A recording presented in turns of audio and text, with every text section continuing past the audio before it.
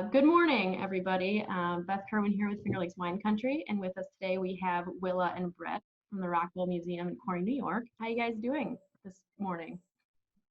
Fine. Just fine. Doing well. Nothing to report as far as my personal life. Same. Well, since it is brunch, let's go over what we're drinking this morning. I didn't really have any like mimosa stuff, so I feel weird drinking just a normal glass of wine right now, but I have Red Cat Dark from Hazlitt, which I've never actually tried. What about you guys?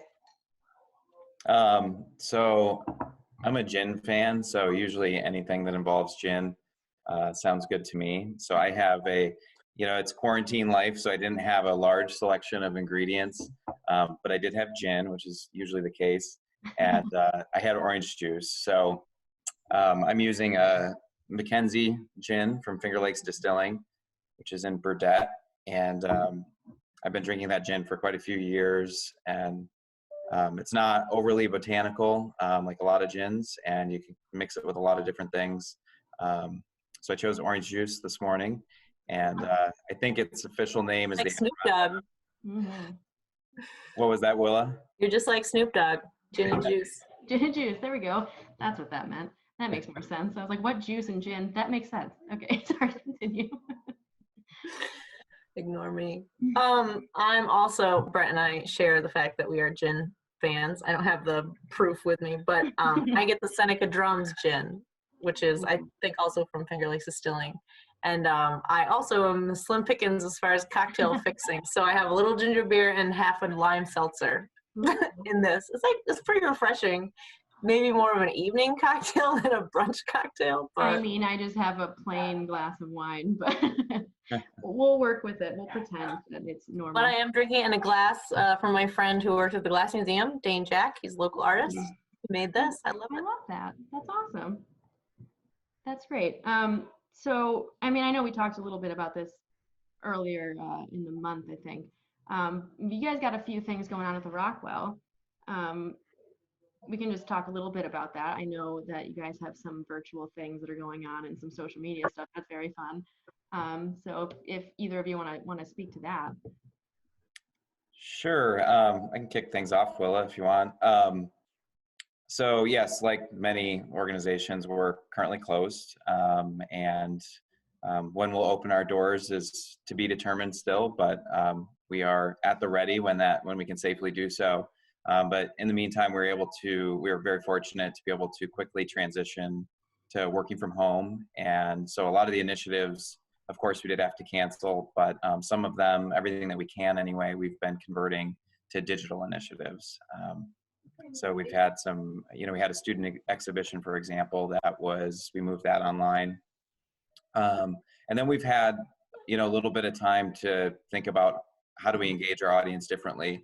And we launched something called Museum from Home, which Willa was critical in collaborating with our education department and making this happen. So I'll let her speak to most of that. But I do want to share that we just launched a music competition, and it's called the Tiny Gallery Concert, inspired by the Tiny Desk Concert series through NPR. And so we're asking musicians in the community and beyond to use the Rockwell for inspiration and write an original song.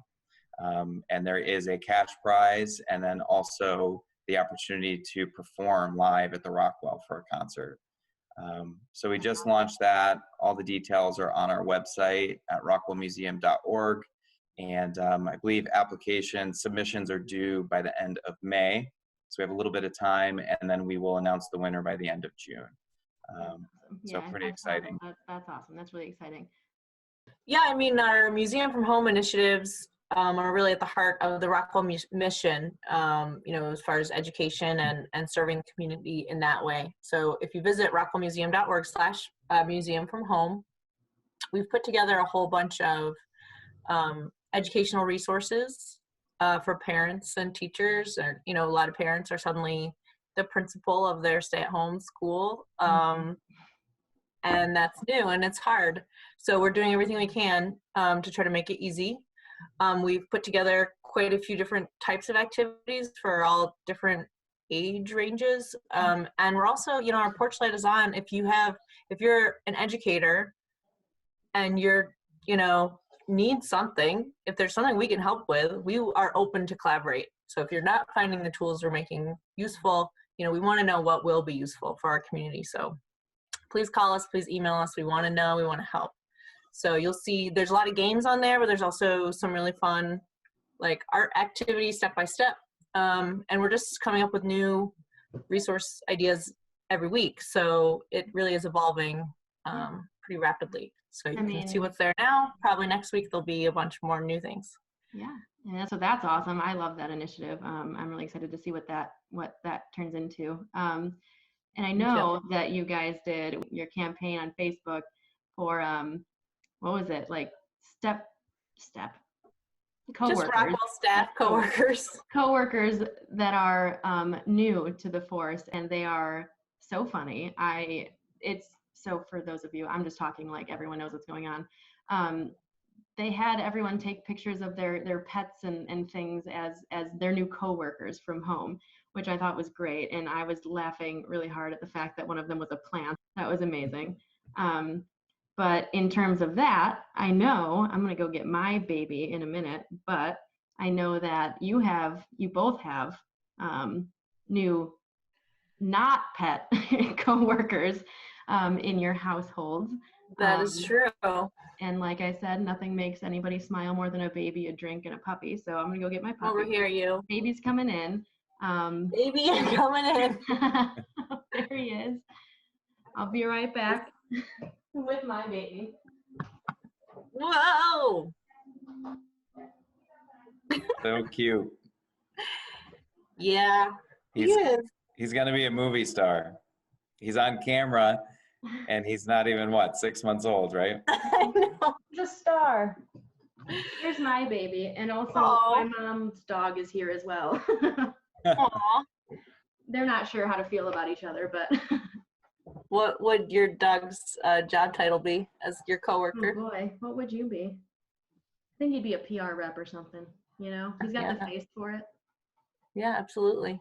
This is Owen. He's 5 months and a couple weeks, I guess. Hi, Owen. Hi, and I will say definitely nice. I guess the silver lining of this whole situation is getting to spend more time with him. Oh, of course. But he's getting pretty good at video conferencing. He makes a lot of appearances and says hi. And part of meetings. He gets over it pretty quick, but. So in addition to a 6-month-old, I also have a 3-year-old. And so when I knew this was going to be recorded, I made logistic plans with my wife to take the kids for a drive. Totally understandable. Because if they're here, it's not quiet and not very conducive to a recording session. So I know Marin, my daughter, the baby, she's sad to miss the spotlight, but there'll be other opportunities. Oh, I'm sure. Well, Dad just walked away, so I guess I have the baby now.